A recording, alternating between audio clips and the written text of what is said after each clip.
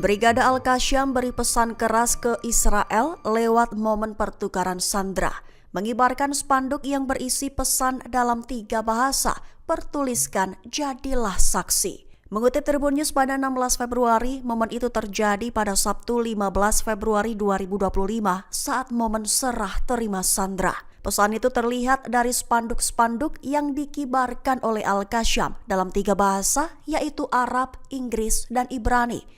Satu di antara spanduk memuat tulisan, "Kami adalah prajurit, wahai Yerusalem, jadilah saksi". Spanduk itu juga menampilkan bendera negara-negara Arab termasuk Palestina, Mesir, Yordania, Lebanon, Aljazair, dan Arab Saudi. Selain itu, sebuah spanduk lain bertuliskan, "Tidak ada migrasi kecuali ke Yerusalem", mempertegas sikap Brigade Al-Qasyam yang menolak segala bentuk pengusiran warga Palestina dari tanah air mereka. Merujuk pada penolakan keras atas rencana Presiden Amerika Serikat Donald Trump tentang ambil alih Gaza dan pemindahan warga Palestina ke negara-negara tetangga.